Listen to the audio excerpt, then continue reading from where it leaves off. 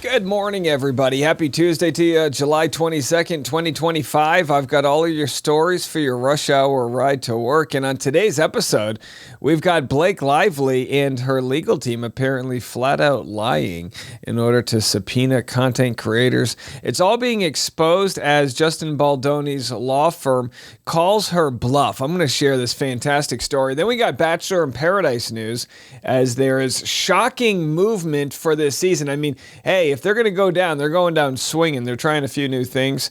And then aliens, are they on their way over? Are they coming to the States, to the mothership, Earth? Are they going to turn right around and say, no thanks? I got that update. And then, of course, more on the Epstein files. Of course, look, sorry to cover this story every day, but it is unbelievable how much our government does not want us talking about it, as they've now released the Martin Luther King files, to which we have a response from daughter of Martin Luther King Jr. saying, great, now do the Epstein files. So we'll get into that. And Stephen Colbert responds to, I guess, becoming a martyr as his show has been canceled. All these stories and more starts right now on The Rush. Yeah, that's right. A Harvard paper explores the possibility that object approaching from beyond solar system is a hostile alien technology. You hate to see it, right? The consequences, should the hypothesis turn out to be correct, could potentially be dire for humanity. You know what? What are the odds this hostile alien technology is going to see what we have going on here on Earth? You know, everyone's fighting, the wars are breaking out, we're bombing each other's nuclear bunkers, and maybe that hostile alien technology just turns that thing right around. It's like a stepdad. I'll turn this ship around. So whether it shows up or not at this point, I'm like, try us, hostile alien technology. All right, well, speaking of hostile lawsuits, let's jump right into the Justin Baldoni stuff. I'll have the Paradise content for you right after this. Justin Baldoni's insurer sues him and Wayfair, saying its policies don't cover Blake Lively harassment suit. Yeah, this is what happens, right? You shoot a movie, you need to get insurance. You know, someone might slip and fall or do a fake harassment claim, but they're saying, hey, we don't cover this. We cover stuff that happens on set, but not this. And I think this is pretty normal. When it comes to these high-profile cases, is that insurance companies will try to get out, because if we learned anything from health insurance, it's that it sucks, and it's not there when you need it. Kind of like my dad. No, I'm kidding. That got sad. He's dead. All right, so anyway, I don't have too much to cover other than I'm not surprised they're suing them. Harco National Insurance Company filed the lawsuit Monday in U.S. District Court for the Southern District of New York, seeking a declaration that its two policies issued to Wayfair were assigned after Lively and others complained of harassment during pre-production and production of the film. So I guess it's not legit. You know, when I was being sued for defamation or threatened with lawsuits for defamation last year, I looked into getting defamation insurance. And then what I realized is if you've ever been threatened with a lawsuit, it's really hard to get insurance. They only want to insure people that aren't being threatened with lawsuits, as it turns out. So I'm going to get into this response we have from Justin Baldoni's side, but we need to set it up first by talking about what the heck's going on that led to Blake Lively getting these subpoenas for the content creators' information. I mean, bank account info, usernames. I mean, they really want it all. Without a crystal ball here, shared this. Last week, Ezra Hudson, again, Blake Lively's lawyer, filed a defamatory motion to compel against Melissa Nathan, claiming that Nathan had named social media content creators on a list of media outlets she communicated with about the lawsuit. Hudson misled the judge and stated that her office could not communicate with creators to share information about the subpoenas due to the filing being designated attorney's eyes only. Wayfair attorney Kevin Fritz requested the judge unseal the record to flat out prove to the judge and the public that Blake was lying about the list to deflect the backlash she was receiving for subpoenaing content creators improperly on Melissa Nathan. None of the social media users are named in the three subpoenas to Google, Twitter, and TikTok. None. Hudson absolutely defamed the content creators and Nathan in the filing by suggesting we were working on the behest of Wayfair. Now, I thought this was stupid all along, and if this is a lot of legal nonsense for you guys, I understand. But if you're a fan of my show, you have to be interested by this. They're coming for our throats. And these aren't just your random, fake pregnancy scammers in Scottsdale, Arizona. This is Blake Lively with that Mint Mobile money, right? they're worth $500 million, if not more. And they're coming for folks that have 300 subscribers. Now, again, I wasn't mentioned in the lawsuit. Clearly, they don't want to subpoena people with a good haircut and a will to live, right? I mean, no, look, to be quite honest, I think it was completely random why some people were subpoenaed and some weren't. Maybe my channel is just not getting enough views. Hey, hit the like button, subscribe. Geez, we need to get some, their attention. Flying under the radar here. Andy Signor posted this. Blake Lively lawyers try to subpoena me on TikTok, but they go after an account that steals my content. How dumb are they? Actually, Blake Lively, I support this one. Do let me know who's behind it so I can finally shut them down for copyright infringement. Yeah, we've had so many fake Rush Hour podcast TikToks pop up.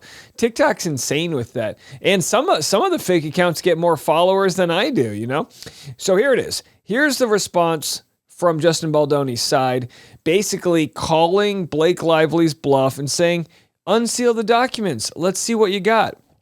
So here's what they said. In any event, Lively contends that Tag may have been able to obscure its contacts in connection with the initial smear campaign.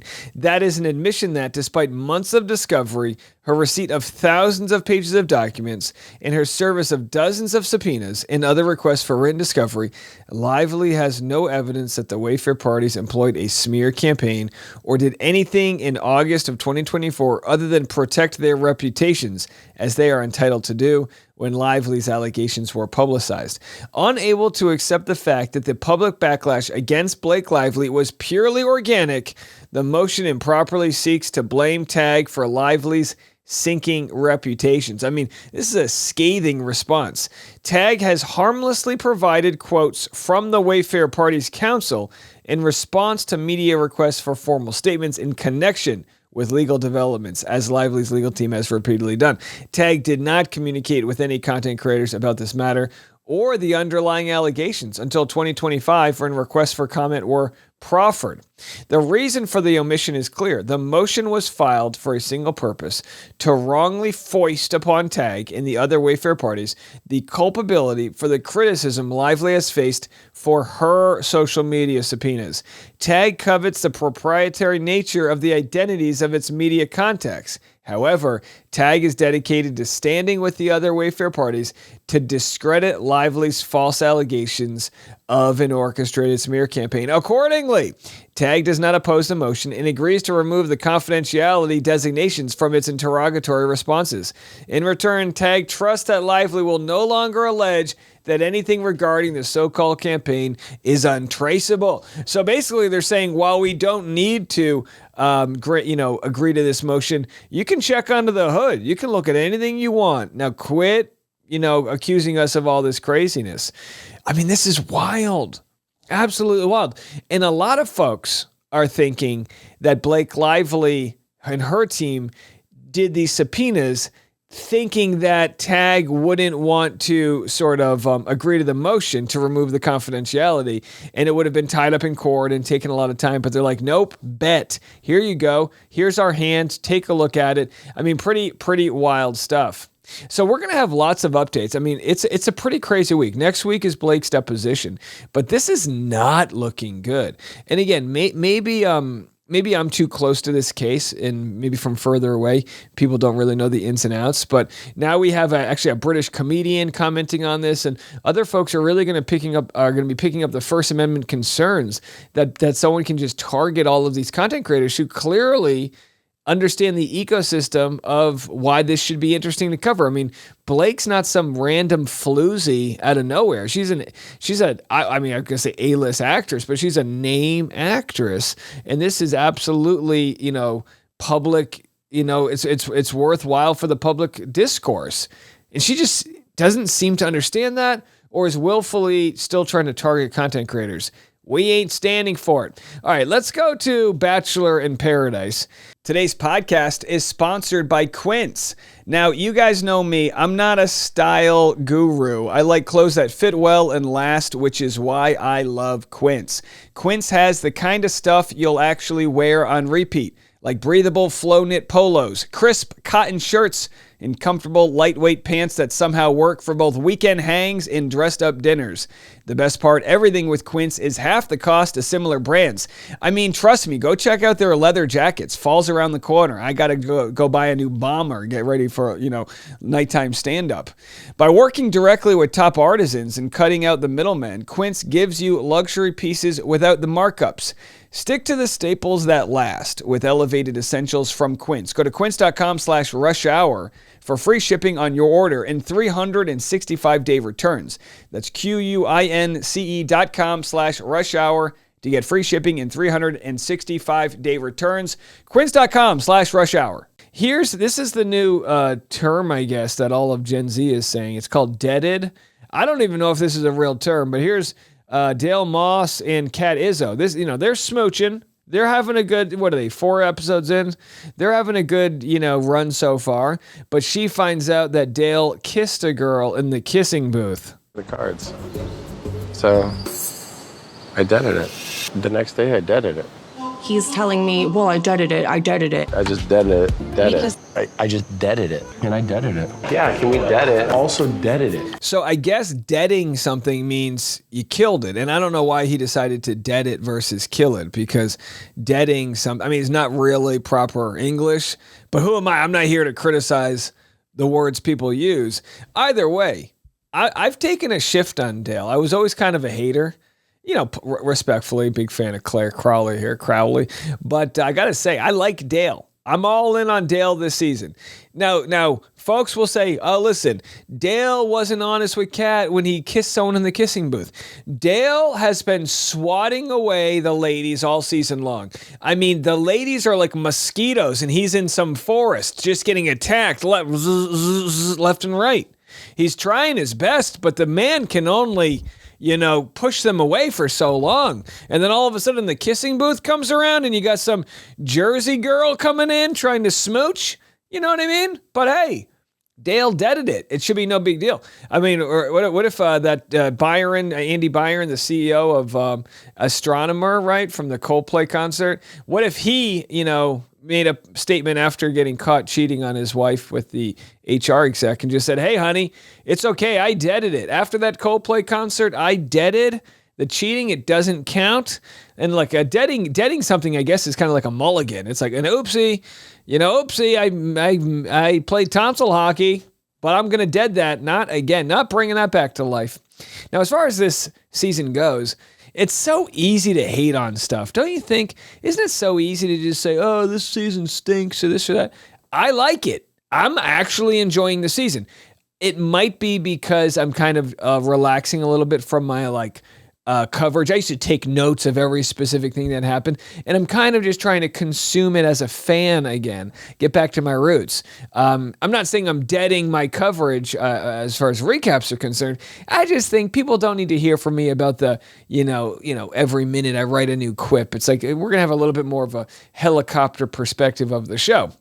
But what a time to be alive. Could you imagine if you didn't know what was going on this season with the combination of Golden Bachelor and whatnot? Could you imagine this title? Bachelor in Paradise. April is accused of living in Cougar Town after giving Jonathan her rose as Dale and Kat fight. So again, they're playing up this sort of like April's into Jonathan. Now, who wouldn't be into Jonathan? The guy's got more abs than roses, right? He's got a ton of abs. But either way, Jonathan's been a lot of people's friend zone, right? He's kind of been that utility player that hasn't been called up for a starting position yet, which, hey, it happens. But of course, April, a little bit older than him, gives him a rose and says, go do you. Now, as far as this season's concerned, the more interesting part is at the end of last night's episode, we kind of got a tease as to what's going on with this season. They're kind of bringing in the Bachelor games aspect where the couples will actually be competing for a $500,000 prize, which begs the question, will somebody get hosed? Will somebody, I think in the past they made it where if one partner agrees to win the prize, then the other partner doesn't get any.